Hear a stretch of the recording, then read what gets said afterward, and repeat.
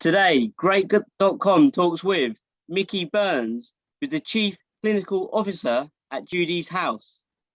If you haven't heard of them, they are a non-profit organisation on a mission to help children and families grieving a death find connection and healing. If you are new here, please press subscribe on YouTube or in your podcast app, because today we learn why we must support children grieving a death loss. Hello, Mickey, and welcome to our podcast. Hi, Ryan. It's my pleasure to be here. Thank you. Thank you, Mickey. And I really look forward to having this conversation because for me personally, this sounds like it is a very, very important organisation that you have here. So to start with, for me and anybody new here, what is Judi's House and what do you do? Judi's House is a nonprofit in Denver, Colorado in the United States. And as you mentioned, we exist to serve children and families who are grieving a death loss. And we serve youth ages 3 to 25 and their caregivers through a program that we've created and developed. It's a 10-week program, 10 sessions.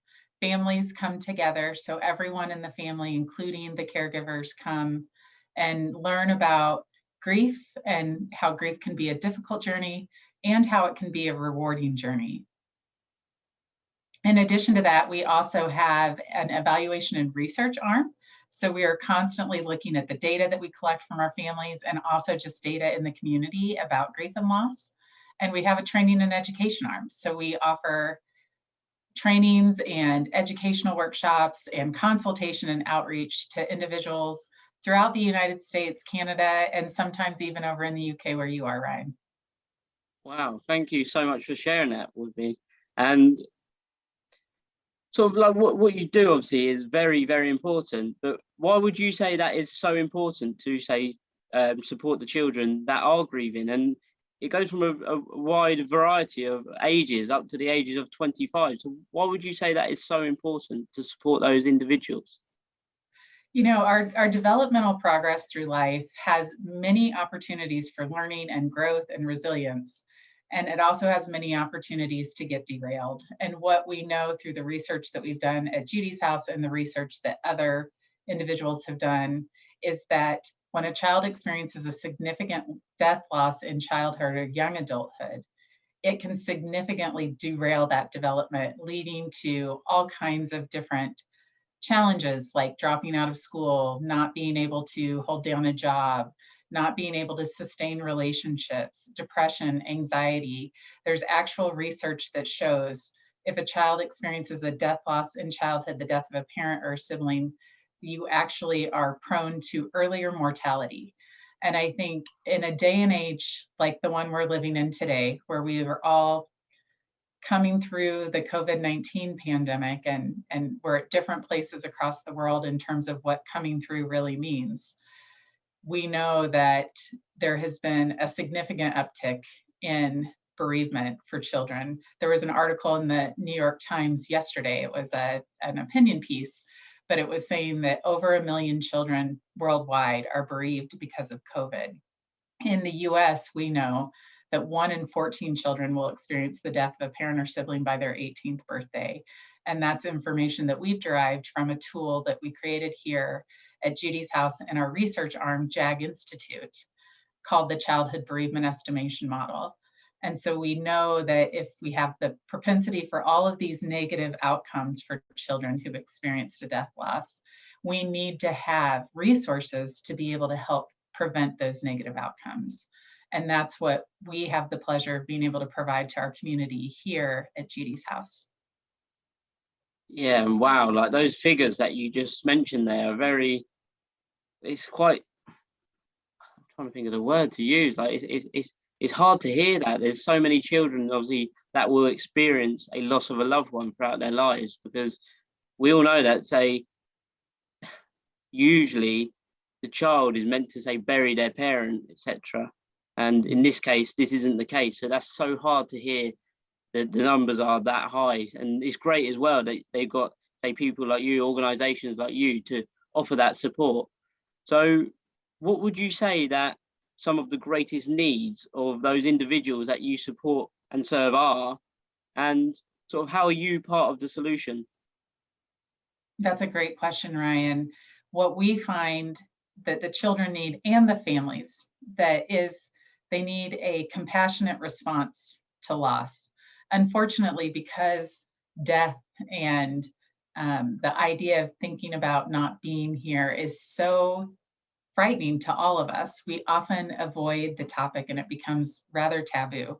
And when you add to that the different ways that individuals die, that can make things even more isolating. So, if, for example, a child experiences a death loss by suicide, that's something that we're not really comfortable talking about and not really sitting down with somebody and saying, tell me about how you're doing and tell me how you're managing all of the questions that come with that type of a loss. And so, what we've really worked to do is to provide that compassionate, empathic response to the children and the family by having the families come together where everyone is coming and experiencing the same information and the same process in a way that's developmentally appropriate for them based on their age. We find that families are able to heal together. Everyone grieves in their own way. So the grief reactions of a 4-year-old versus the grief reactions of a 14-year-old versus the grief reactions of a 40-year-old are all going to be very, very different. And so being able to recognize those differences and being able to honor those differences is a really big part of what we are hoping to bring to communities. So in our work, we work with a number of other organizations here in the US.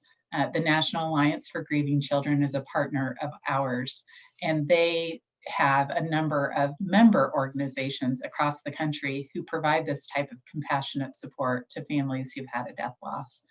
We also work really closely with the New York Life Foundation, who have actually helped us to create that childhood bereavement estimation model. And in the US, they're the largest funder of childhood bereavement resources. And we hope that by doing this work, by doing the research, and by showing communities that a strong response where we're not afraid to talk about death and loss and grief can make a difference for a child that then makes a difference for our community, that we can bring more individuals to our issue. We can bring more people to see that it is a critical public health issue that we need to address. And by that, hopefully, eventually bring more resources and more financial support to those who are trying to work to make a difference for children. Yeah, thanks again for sharing that with us, because I mean, it's so nice to hear that there's that support there for people just to be listened to, because I believe like many issues in life can be solved just through the power of just a simple conversation, especially like with something like this with a child. And again, what you said is say the grieving for say a 4, 5, 10-year-old up to 20, 40, 50-year-old, it's all different. So sort of I want to touch on say the mental health side of it. Because I know you also said that you work with other organizations too, like what sort of aftercare support do you offer to say the children or the individuals that you work with based on the mental health side of it? Mm-hmm.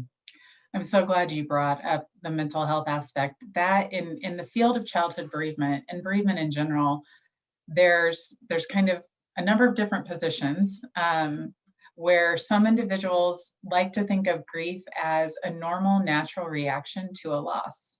We're all going to grieve at some point. Sometimes we're grieving a death loss. Sometimes we're grieving the loss of a home. Sometimes we're grieving the loss of a relationship. So we all grieve, and those reactions that we have are normal. And there's a concern about pathologizing normal reactions in the field.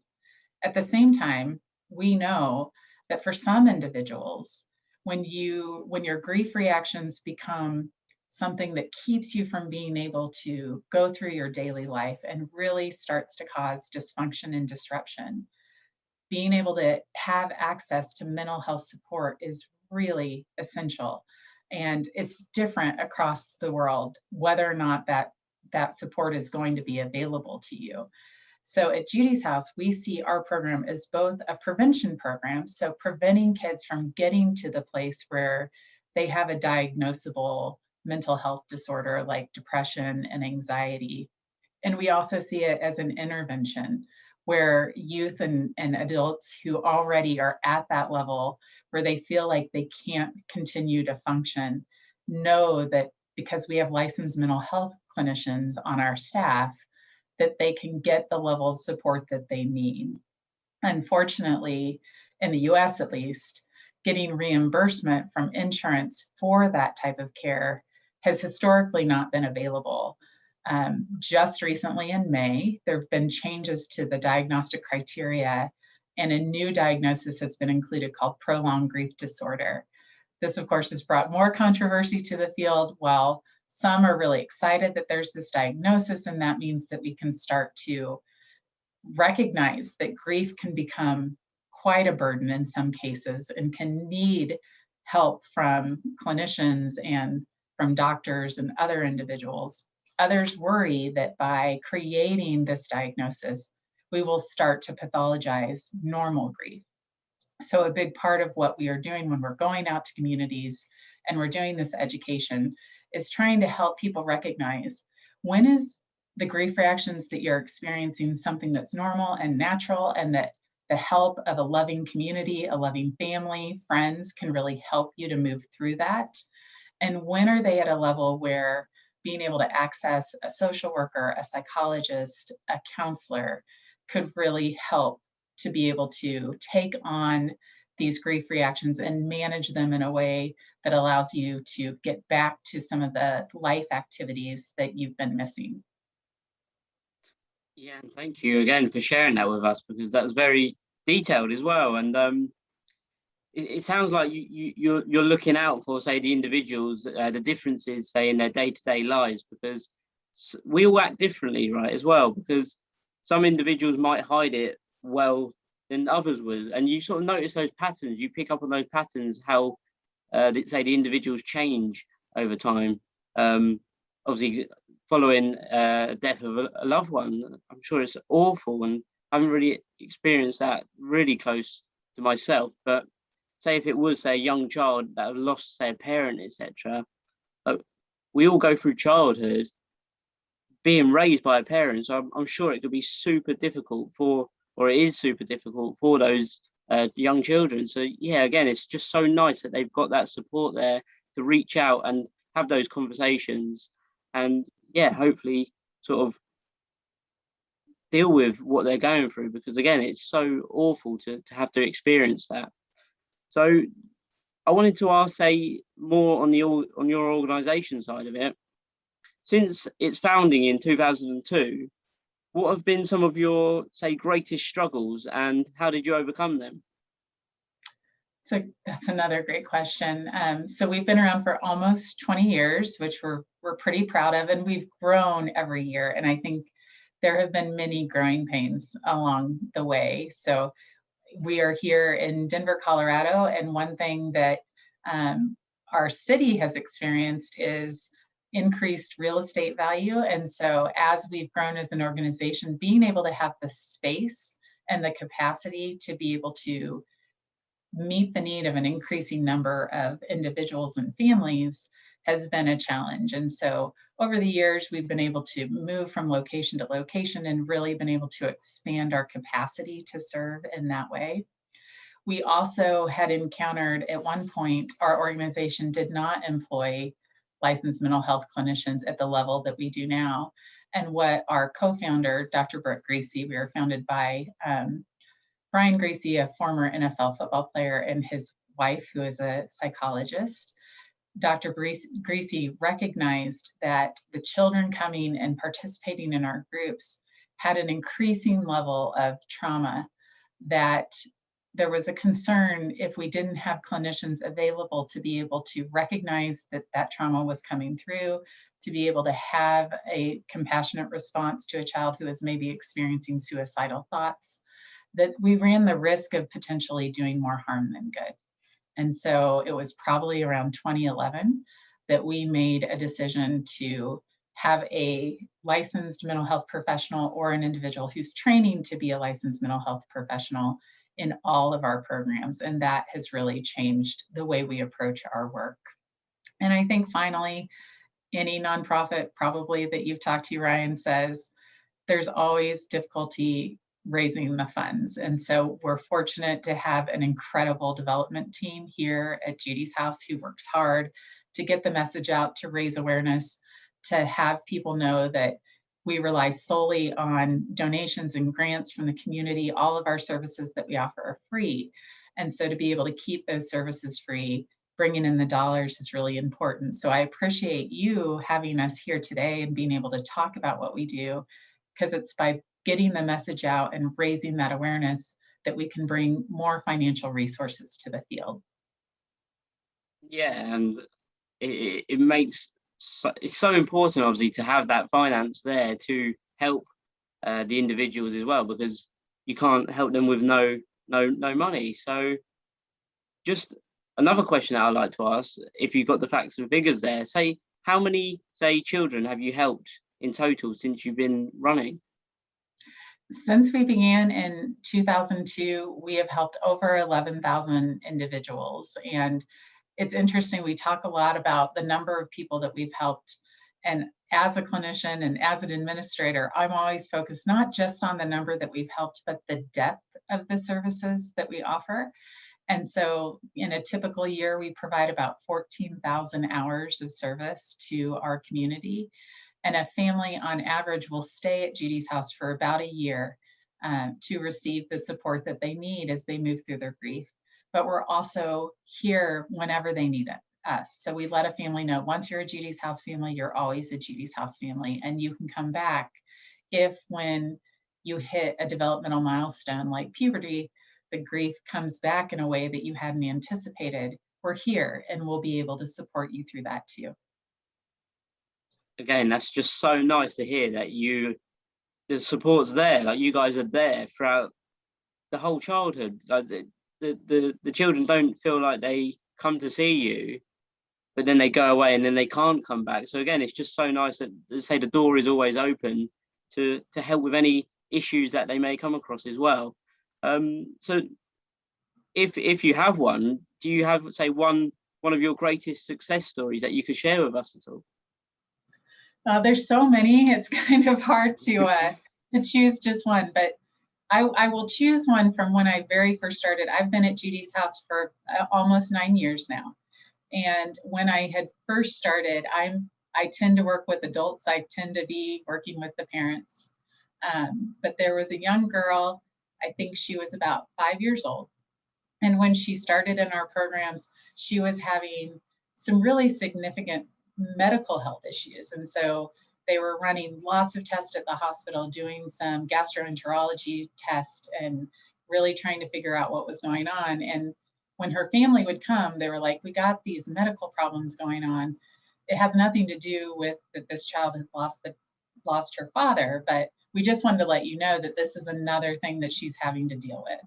And so they started in our program, our primary program. The curriculum that we developed is called Pathfinders. She started in our Pathfinders program. And at that point, she was on adult prescription strength medication for these problems that she was having. She was, I'm pretty sure, 5 years old. And she went through the 10 sessions of the program. And by the end of the program, she was completely off all of the medications. And these tests that they were running, where they were not able to find an origin of this difficulty, were coming back with, everything's fine. And so what we learned through that process is that while we often think of grief as an emotional reaction, it can have physical impacts on our body. And so for this little one, this little 5-year-old, being able to come to Judy's house and being able to talk about her dad's death and being able to be with other kids and see that she's not alone, she's not the only 5-year-old girl who's experienced the death, helped to alleviate these medical problems that she was experiencing. And if we can do that, if we can just open those doors for conversation and allow communities to begin healing together, to begin embracing those who are grieving in their community, we know that we can make a huge difference. Yeah, and that's so nice to hear. That young girl, literally, you managed to help her out that much. So it's so nice to hear the impact that you guys are having. So if you could share with us, say, what is your vision for the future? You know, we are constantly, we have big dreams. We want to go intergalactic. No, I'm just kidding. Our hope is that there is no child alone in grief. Right now, we know that there are children who are grieving in isolation, that they are in communities where they are unable to get the help and support that they need. Even here in the US, one of the wealthiest countries in the world, we have states where there are no grief support services for children, and they happen to be some of the states with the highest childhood bereavement rates. So our hope is that by sending this message out, that worldwide, there will be no child who's alone in grief. Yeah, and that's an amazing vision to have as well. And I'm sure you guys will get there one day. So you're doing incredible things. So if somebody's, say, listening today and they want to help at all, what can somebody do to help, and what action steps can they take to be a part of the solution? I think the first thing to do is to think about how you respond when you encounter somebody who has experienced a loss. I think we're often afraid to ask, how are you doing? And not just the how are you doing, I'm good, thanks, and moving along, but really taking the time to ask the question and say, no, really, how are you doing? My ears are open. And another thing that we hear a lot from our families is that after they've had a death loss, everyone will say, let me know how I can help. In the midst of grief, it's really hard to think about how other people can help you. So instead of saying, let me know how I can help, maybe offer something that you can do.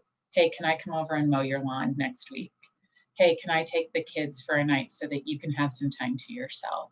These are some actions that families have told us really make a difference in the long run, because trying to process how people can help and actually being able to reach out and ask for that help when you've just experienced a devastating loss can be really difficult. And then I would encourage you to look for grief support centers in your community and see if you can donate your time or donate your financial resources to them. We have a number of resources on our website. It's judyshouse.org, and that's Judi with an I. But really educating yourself about what the needs are of bereaved children and families, and then doing your part to meet those needs is a way to help make a difference. Yeah, that's amazing. And I know you just said your website there, and a moment ago you also said about donations too. So if, say, somebody did want to donate, what's the best way that they can get in touch with you guys? Going to that website, so JUDISHOUSE.org, judyshouse.org. You go there and there's donate button right on the main page. We welcome any donations. We also welcome words of encouragement. We love hearing from people. And if you yourself are in need of support and you don't know where to turn, reach out to us. We can try to help get you directed. Thank you so much. And for you listening, if you've enjoyed this episode, please press subscribe on YouTube or in your podcast app.